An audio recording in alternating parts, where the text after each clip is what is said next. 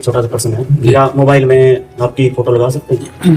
हाँ, वो तो सभी को अपने प्रियजनों की फोटो लगाते, कोई अपनी लगाता, कोई अपने प्रियजनों की लगाता। कई बार हाथ जूठे होते हैं जैसे, हाँ। और कई बार फोन उठाना पड़ जाता है, कोशिश करते हैं ना उठाएं फोन, लेकिन कई बार वैसे कोशिश इसलिए करो क्योंकि वो फोन जब आप लेंगे फिर इसके बाद क्या क्या कार्य करेंगे तो सब जूठा हो जाएगा। जूठे हाथ से या सोच के हाथ से मोबाइल नहीं छूना चाहिए, क्योंकि वो पवित्र जगह में भी हम जाएंगे, मंदिर में भी जाएंगे तो मोबाइल हमारी जेब में होगा, और कोई बात हुई तो उस समय भी छू सकते हैं। तो मोबाइल ऐसा चीज है कि हर समय साथ रहता है, तो उसको पवित्र रखना चाहिए। अब ये तो नहीं कि टोटी के नीचे मिट्टी लगा के मान के दो तो उसको छुओ ही मत ही। शौच जैसे लेटरिन में है, लोग मोबाइल नहीं, शौच के समय मत छो यार, इतनी देर चैन से कम शौच तो हो लो यार, चैन से हर समय मोबाइल। भोजन पाया, नाम जपते हुए पाओ, और हाथ धोया, आचमन किया, फिर मोबाइल उठा लिया। अगर कहीं उस समय भोजन के समय कोई इमरजेंसी फोन है तो बायां हाथ पवित्र रखा जाता है, इसीलिए बाएं हाथ से भोजन थोड़ी किया जाता है, दाएं हाथ से किया, एक ही हाथ से हो जाता। वो तो जो अज्ञानी लोग नहीं जानते दोनों हाथ से ऐसे, नहीं तो एक हाथ से अभ्यास डालना चाहिए। एक हाथ पवित्र है, मोबाइल बाएं हाथ से उठा के बातचीत कर लो, रख लो, ये दोनों हाथ से पाते हो। महाराज संसार में तो सभी जैसे उसमें तो दोनों रोटी भी दोनों से तोड़ेंगे। नहीं नहीं, वो एक अंगूठे में कम दम है क्या, ऐसे तोड़ के पाई जाती। पर जो चम्मच से ही सब्जी जाएगी निवाला के अंतर, तो एक रोटी पा कौराओ, फिर चम्मच से सब्जी ले ले ऐसे अच्छा, दोनों हाथ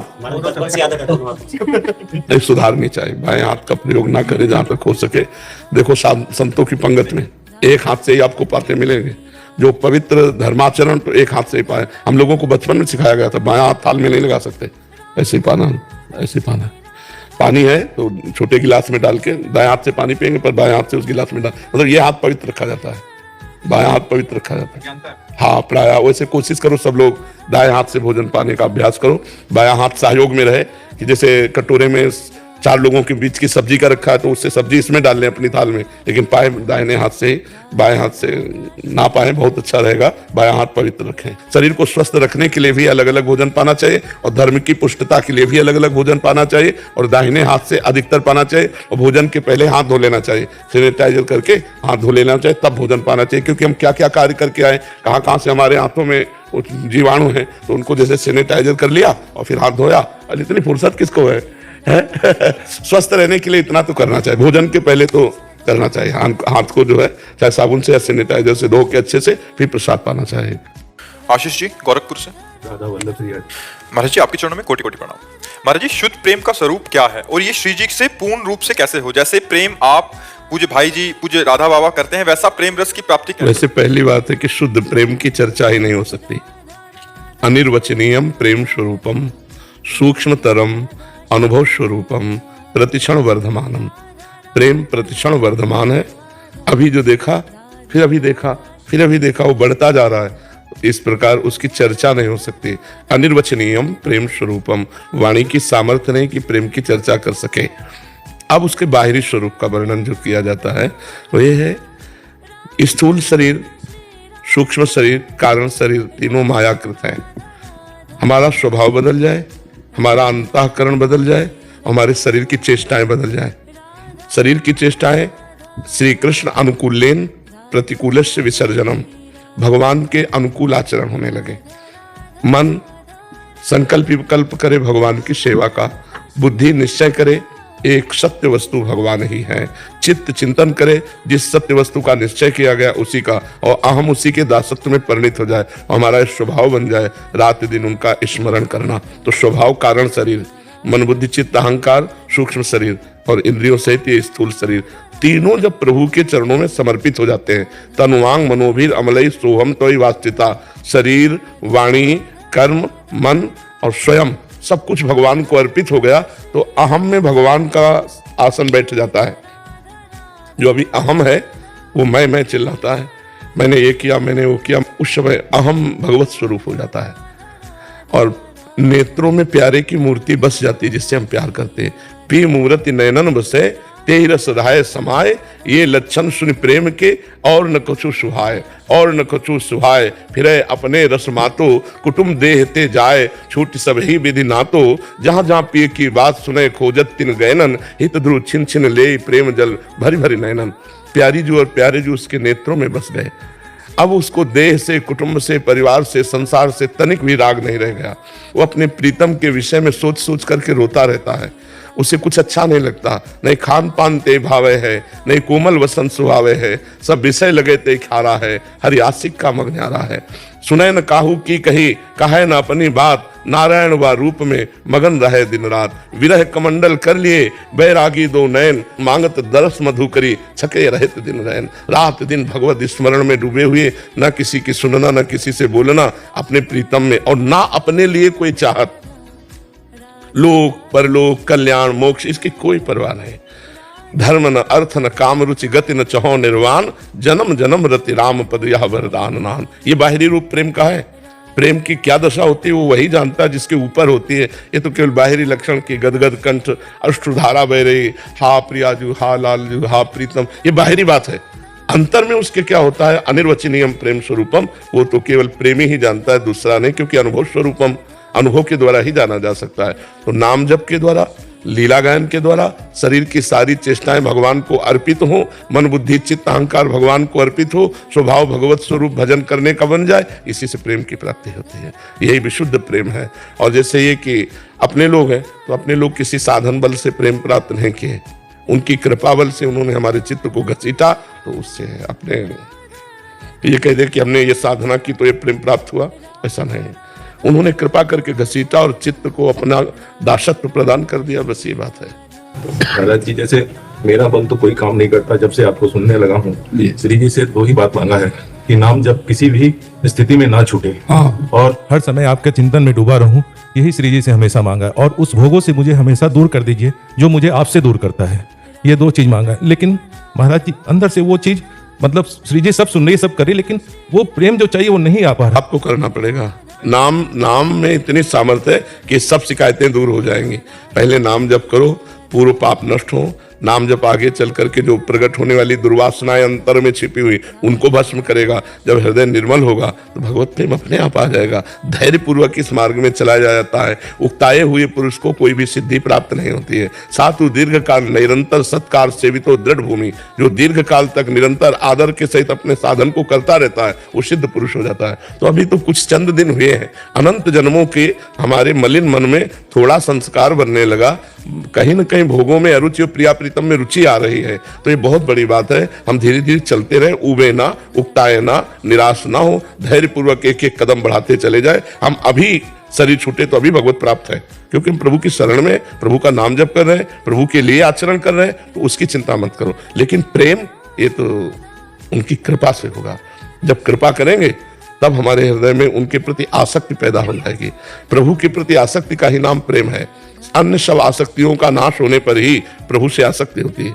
सबकी ममता ताक बटोरी, मम पद मन बांध बर डोरी। और प्रभु से आसक्ति हो गई, फिर क्या दुर्लभ रह गया, फिर तो सब कुछ प्राप्त हो जाएगा। सिमरन जी, महाराज जी आपके चरणों में कोटि कोटि प्रणाम। महाराज जी, मैंने जाप करना जब से शुरू किया है तब से मुझे मानसिक सुख का अनुभव होता है, परंतु मुझे ये बात सताती है कि मेरे जो बुरे आचरण, जो कर्म मैंने किए हैं पिछले सालों में, वो मुझे बार बार दस्तक देते हैं कि तुमने इतने अवगुण। अच्छा है ये जो कृतम स्मर जो आपने किया उसका स्मरण करके ताप का अनुभव करते हैं, इसी का नाम प्रायश्चित है। वो आपके पाप नष्ट हो रहे हैं, आप चिंता न कीजिए। आगे हमारी पुनरावृत्ति न होने पावे। जो हमारे द्वारा पूर्व में गलत कार्य हुए, अबलो नशानी अब ना नशई हो, आज तक किया अब आगे नहीं करूंगा। और नाम जप कर रहे हैं, भगवत लीला कथा गान सुन रहे हैं, संतों का संग कर रहे हैं, सब ठीक हो जाएगा। चिंता करने की बात नहीं है। महाराज जी, लेकिन कभी कभी लगता है कि सब बुरे आचरण वापस आ जाएंगे और मैं फिर से नाम जप छोड़ दूंगी, ऐसा बार बार। अगर ऐसा सोचेगी तो हो भी जाएगा। ऐसा डर लगता है। नहीं, डर लगना बात अलग है, लेकिन ऐसा सोचेंगी तो ऐसा हो जाएगा, पक्का हो जाएगा। आपके अंदर बुरे आचरण आ जाएंगे, क्योंकि वो गए नहीं हैं, वो अंदर दबे हुए हैं, और आप भजन छोड़ देंगे, पक्का छोड़ देंगे। क्योंकि हमें एक सिद्ध योगी मिले थे, लालजी स्वामी, जिस समय हम नव अवस्था में नवीन में थे, तो उन्होंने कहा जैसा तुम सोचोगे वैसा बन जाओगे, जैसा बनना वैसा सोचो। आप सोचने लगोगे ना कि अब मैं डिप्रेशन में जा रही हूँ, अब मैं धीरे धीरे धीरे कमजोर हो रही हूँ, आप कमजोर होने लगेंगे। आप सोचेंगे ना अब मैं निर्विकार हो रही हूँ, मेरे ऊपर भगवान की बड़ी कृपा है, और भगवान की कृपा के बल से जो मेरे दुर्गुण दुराचार थे वो कभी जीवन में नहीं आएंगे, और भगवान की कृपा बल से मेरा नाम निरंतर चलेगा। आप सोच गलत बना लेंगे तो आपका सोच का गलत का परिणाम आ जाएगा, बिल्कुल मान लीजिएगा। इस सोच को हटा दीजिए और सही सोच डालिए। मन में सही सोच, जैसा सोचोगी वैसा बन जाओगी, जैसा बनना वैसा सोचिए। ये महापुरुषों के वचन थे, हमने तुरंत डायरी में लिखा था। आज तक वो डायरी हमारे पास रखी जिसमें संतों के वचन लिखे थे। जी। संजीव शर्मा जी पंजाब से। श्री हरिवंश। महाराज जी राधा वल्लभ श्री हरिवंश। महाराज जी क्या अपने के प्रति मोह और आसक्ति भक्ति मार्ग में बाधा है? हाँ जी, शरीर से लेकर शरीर संबंधियों तक। किसका प्रश्न है? बिल्कुल बाधा है, बिल्कुल। क्योंकि एक मन है और वो अगर बहुत जगह प्यार किए हुए है तो प्रभु से प्यार नहीं कर पाएगा। आगे कहते हैं सब में प्रभु को देख लो। छोड़ नहीं सकते हो तो जोड़ लो। पुत्र को प्यार कर रहे हो और प्यार करो, उसे भगवान मान के प्यार करो, उसमें भगवान बैठा है। पत्नी को प्यार कर रहे हो और प्यार करो। त्याग नहीं सकते हो तो राग करो, इतना राग करो कि मेरे भगवान इस पत्नी के हृदय में बैठे, माता पिता में भगवान बैठे, प्रत्येक व्यक्ति में भगवान बैठे। भगवान को देखकर किया गया जो व्यवहार है वो भक्ति है। भगवान से विमुख किया गया व्यवहार वही अभक्त है। तो जो भगवान से विमुख होकर हम मान रहे नहीं, बांध बर डोरी, सबकी आसक्ति मोह हटा लो और मेरे चरणों में समर्पित कर दो। अब बड़ा कठिन है मोह राग हटाना, त्याग तो बहुत कठिन विषय है ना, तो हम उसे जोड़ देते हैं। जोड़ने में कोई परेशानी नहीं, हम और प्यार करते हैं उसमें भगवान का भाव करके। तो जब हम चराचर जगत में भगवान का भाव कर सकते हैं तो अपने परिवार में क्यों नहीं? क्योंकि भगवान सर्वत्र है। मत्तः परतरम नान्यत किंचिदस्ति धनंजय, मेरे सिवा और किंचिन मात्र कुछ नहीं। तो हमें अपने भाव बदलने हैं, भक्ति भाव प्रधान होती है। तो हमें भाव बदलना है कि मेरे पुत्र में भगवान, मेरी पत्नी में भगवान। व्यवहार वैसे ही करना जैसे पुत्र से करना, जैसे पत्नी से, पर भाव रखना है भगवान का। क्योंकि मोह त्याग करना बहुत कठिन है। हम मोह को प्रेम में बदल सकते हैं, उन्हीं में भगवान देख करके हम और प्यार करें और दुलार करें तो भगवान की भक्ति बन जाएगी। महाराज जी इस शरीर की आसक्ति कैसे टूटे? नाम जप करो और अपने बुजुर्गों की सेवा करो। सेवा से आसक्ति का नाश हो जाता है। पशु पक्षी की सेवा, बूढ़े सास ससुर की सेवा, पति की सेवा, पुत्र परिवार की सेवा। सेवा से शरीर पवित्र होता है। शरीर से बहुत अपराध हुए ना तो मलिन स्वभाव का परिचय है कि वो देहासक्त होगा, और निर्मल स्वभाव का परिचय है कि देह राग का त्याग किए होगा। तो देह राग का त्याग करने के लिए या तो शुद्ध ज्ञान हो या विशुद्ध भक्ति हो। ज्ञान में भी इसके राग का नाश हो जाता है। जिसे हम अपना मैं समझ रहे हैं वो है ही नहीं, जो स्थूल शरीर जिसे मैं समझ रहे हैं वो है ही नहीं, ज्ञान से पता चल जाता है। तो जैसे सांप को अपने केचुल से कोई प्यार नहीं होता, ऐसे ज्ञानी पुरुष को अपने शरीर से कोई राग नहीं होता। तो हम ज्ञान तो प्राप्त करना बड़ा कठिन है, तो हम भक्ति से शुरू करते हैं। भगवान की सेवा में, माता पिता की सेवा में, समाज की सेवा में, पशु पक्षियों की सेवा में अगर हम शरीर को लगाते हैं तो हमारा शरीर पवित्र होगा। और शरीर में हमारी आसक्ति है तो हमारी आसक्ति पवित्र होने लगेगी। पवित्र आसक्ति आत्मा में होती है, भगवान में होती है। अपवित्र आसक्ति शरीर में होती है, भोगों में होती है, शरीर संबंधियों में होती है। नाम जप और सेवा, इन दो के द्वारा हम आसक्ति का परिवर्तन कर सकते हैं। वैभव जी। महाराज जी जब वृंदावन आया था तो श्री जी के भरोसे आया था, जिससे मन में बहुत उत्साह रहता था। धाम आने के बाद अब आश्रय से वो उत्साह बंद सा हो गया। किसके आश्रय हो? श्री जी के आश्रय अकेले आए थे। नहीं, अभी किसके आश्रय से हो? उन्हीं के आश्रय से हूँ। तो फिर कैसे कह रहे हैं? मतलब वो आनंद अब नहीं मिल रहा है। हाँ, इसलिए नहीं मिलता कि इत्र की दुकान में जाओ तो तुरंत आपको बहुत खुशबू लगेगी और 2 घंटा बैठ जाओ फिर नहीं लगेगी। फिर कोई नई इत्र की शीशी खोले ज्यादा पावर वाली तो आपको लगेगी, अन्यथा नहीं लगेगी। क्यों? क्योंकि अब घ्राणेंद्रिय ने समानता प्राप्त कर ली। ऐसे ही थोड़े आनंद में आप प्रसन्न हो गए थे जब आप आए थे, अब आपके मन को बड़ा आनंद चाहिए। अब साधना कीजिए, आराधना कीजिए तो और आनंद आएगा। तो प्रतिपल नवीन आनंद है, वृंदावन आनंदमय है। हमें तो कभी ऐसा अनुभव नहीं हुआ। साधन विहीन जीवन ऐसा अनुभव करेगा। अगर साधना कर रहे हो तो नवीन आनंद का अनुभव होगा। समझ रहे हो ना? अब और आनंद चाहिए। आनंद कम नहीं हुआ, अब मांग और बन गई। अब आपके आनंद की भूख बढ़ गई है, आपको और आनंद मिलना चाहिए। लीलाओं का गायन करो, भगवान की लीला चरित्रों को सुनो, नाम जप करो, किसी की निंदा स्तुति मत करो, सर झुका के रहो, भगवान के नाम में आनंद बढ़ता रहेगा। जी।